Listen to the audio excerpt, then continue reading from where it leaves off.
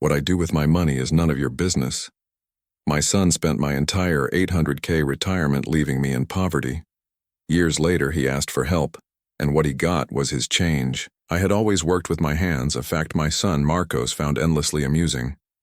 "Dad," he'd say, a condescending smirk playing on his lips. "Your hands are for building things, not for counting money." He said it like he was teaching me a great truth, as if my decades of honest labor in construction were a quaint, pathetic hobby. He was the one with the business degree, the one who saw money as an abstract concept, a tool for growth and leverage, not the fruit of sweat and sacrifice. My late wife, Anna, had always warned me about his ambition. "It's a fire in him, João," she'd whisper, her eyes full of a wisdom I didn't yet possess.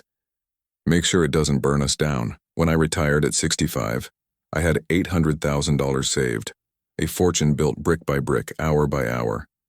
It was my legacy, my assurance of a peaceful old age. Marcos, who had lost his job and claimed to be starting a new venture, saw it as an opportunity. He spoke with such passion, such certainty, about a groundbreaking tech investment.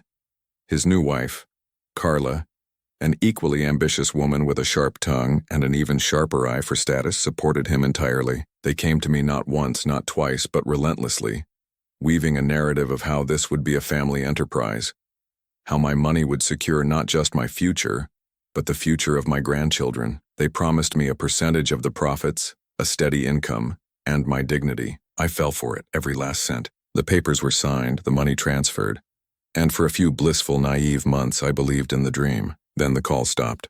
The visits became rare. My requests for updates were met with vague excuses, then open hostility. "The market is volatile, Dad," he'd snap. "Trust me, I know what I'm doing."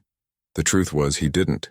The money, my $800,000, wasn't invested at all. It was spent on a new car, a lavish apartment, vacations to exotic places they filled their social media with. My entire life savings were a prop in their play of success. The final blow came on a rainy Tuesday. I called Marcos, desperate. My pension was barely enough to cover rent and food. "Marcos, I need some of my money back, just a little, please. I can't even afford my medication." The line was silent for a moment, and then I heard Carla's voice in the background, sharp and cutting. "Tell him no. It's not his money anymore. He gave it to you." Marcos's voice, when he spoke again, was cold, devoid of any warmth I once knew. "Dad, the money is gone. The investment failed. What I do with my money is none of your business." He hung up. That was the phrase that echoed in my mind for years. What I do with my money is none of your business. It wasn't just a statement. It was a blade twisting in the wound, a complete and total denial of my sacrifice, my struggle, my very existence. My home, a small, cozy apartment I'd lived in for 40 years, was all I had left. The thought of losing it terrified me. The pain of the betrayal was a physical ache, a constant weight in my chest. I felt humiliated, stupid, a fool who had been so easily manipulated by his own flesh and blood. My friends urged me to go to the police, to a lawyer, but a deep-seated part of me couldn't bear the thought of seeing my son behind bars, no matter what he had done. I resigned myself to a quiet, impoverished life. I cut down on my expenses, ate sparingly, and learned to live with the fear of a medical emergency I couldn't afford. But a strange calm settled over me. That phrase, "What I do with my money is none of your business," was no longer a dagger. It was a seed. It grew into a quiet, burning resolve. They thought I was a fool, a burden, a useless relic. They saw me as a person who had given up, who could be discarded. They were right about one thing: what I did with my money was none of their business, and they were about to find out just how wrong they were about everything else. My mind, once focused on simple, honest labor, began to whir with a different kind of construction. I had built homes from the ground up, calculating every beam, every foundation. I had a lifetime of practical knowledge. I knew how the world worked outside of fancy boardrooms and investment portfolios. And I knew people, good people, who still believed in honesty and hard work. A plan, intricate and meticulous, began to form in the lonely silence of my small apartment. It wasn't about revenge, it was about justice, it was about reclaiming my dignity. My son had taken my future. Now I would build a new one, brick by brick, right in front of him. The first step of my plan was the hardest. It required swallowing my pride and reconnecting with an old colleague, a man named Carlos, who had once been my foreman. He was a good man, with a family he adored and a quiet respect for my work ethic. I showed up at his office, a small, bustling construction firm he now owned. "Carlos," I said, my voice thick with a humility I had never felt before, "I need a job. Any job. He looked at me, a flicker of surprise in his eyes. He knew I had retired comfortably. I didn't offer a sob story. I just stated the facts. I'm looking for a way to get back on my feet. Carlos, understanding more than I said, gave me a project manager position on a small renovation. He paid me fairly, and I worked with a quiet fervor, proving that the years had not dulled my mind or my skills. I meticulously tracked every cent, every hour, every nail. My son and his wife remained oblivious to my new life.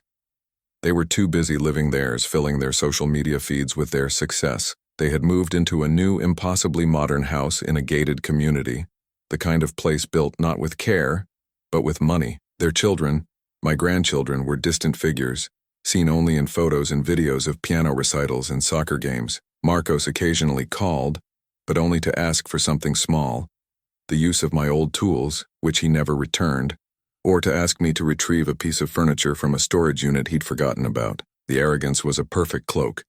It prevented them from seeing the man behind the quiet facade. They saw a broken old man, not a mind sharpening itself on the grindstone of betrayal. While I worked, I was also making discreet inquiries. I used my lunch breaks to visit the municipal archives, cross-referencing old property records. My father, an even more frugal man than I, had a small, forgotten plot of land on the outskirts of the city, a place he had bought for a pittance decades ago. It was a dusty, overgrown piece of land Marcos and I had dismissed as worthless. It had no roads, no infrastructure, and was far from the city center. It had no value, or so they thought. The city's new master plan, which I discovered in my relentless research, had a massive infrastructure project scheduled for the area. New roads, new schools, new businesses. The worthless land was about to become prime real estate. I secured the paperwork, a process that cost me the last of my meager savings but was worth every penny. Marcos had been too busy living the high life to notice a city memo or a zoning change. His business degree had failed to teach him the value of digging into the mundane, the forgotten, the real. A year passed. My little apartment, once a monument to my quiet, dignified poverty, was now my fortress of solitude. I was eating well, sleeping soundly, and working purposefully. My old hands, once bruised and calloused from manual labor, were now agile and precise, drawing up blueprints, signing contracts. The city's development plan was approved. My little plot of land, once valued at virtually nothing, was now worth millions. I didn't sell it immediately. That would be too simple. I contacted an old friend, a brilliant lawyer who specialized in land deals. She was thrilled to help, not just because of the money, but because she saw the story behind my request, the quiet dignity of a man who had been wronged. We worked together in secret, creating a holding company, a trust, and a series of shell corporations. We laundered the money through legal means, turning it into a fortress of financial security, an impenetrable wall of LLCs and offshore accounts. The money that had been taken from me was now being multiplied, not for me, but for a greater purpose. My revenge, my justice wasn't about taking their money. It was about showing them what I was made of. It was about proving to them and to myself that a man with calloused hands and a strong will could outwit a self-proclaimed financial genius. The time for the final act was approaching. My son Marcos had no idea that a man he considered a washed-up fool was about to become a ghost, a myth, a man whose existence he was about to feel, a presence he would feel in his bank account and in his life. He was about to find out that a foundation built on lies can be shaken by a single honest man. The silence between us, once a testament to my defeat, was now a quiet testament to my power. The calm before the storm. The call came on a Tuesday, 5 years after I had lost everything. My phone rang with an unfamiliar number. I answered, and a shaky, desperate voice was on the other end. "Dad, it's Marcos." His voice was different, stripped of its usual arrogance. It was thin, filled with a raw, panicked fear. "Dad, I need help. I'm in trouble." "Big trouble." I said nothing, just listened to his rapid, panicked breathing. He explained how his business had collapsed, how his lavish spending had caught up with him, how a series of bad investments had led to ruin. His house was being foreclosed on. His car had been repossessed, and his wife Carla had left him, taking their children with her. He was living on a friend's couch. "I've been looking everywhere for a loan," he choked out. "The bank won't even look at me. I've been to a dozen different places. I heard about a new investment firm, a new fund that's buying up distressed properties and turning them around. They have to be the last hope. I think it's called Fortaleza. Fortaleza Holdings." A shiver ran down my spine, but I maintained my composure. Fortaleza was the very company I had created with my lawyer friend. It was the impenetrable wall I had built with my old money. He was coming to me not as a father but as a last resort, a desperate man looking for a handout from a ghost. "I'll see what I can do," I said, and hung up. He never even thanked me. I called my lawyer. I instructed her to send him a loan application, a simple one-page document.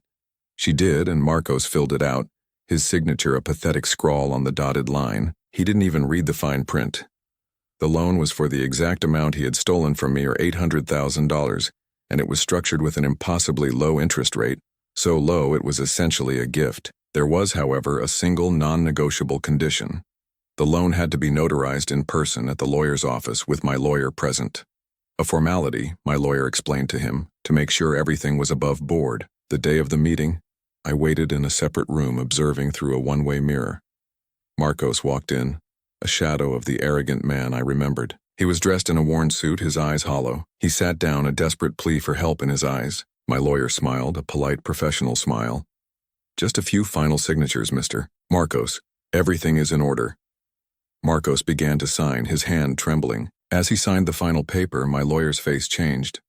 The polite smile was gone, replaced by a cold, calculating professional demeanor. "There's one more thing, Mr. Marcos. The beneficiary." Marcos's face went white. The beneficiary?" "Yes, the person who is extending the loan, the person who is giving you the money." She pointed to a line on the contract that he had ignored. "Please turn around and face the screen." I watched his face contort in confusion, then disbelief, then absolute soul-crushing horror as my face, old and lined, appeared on the screen behind him, magnified and clear.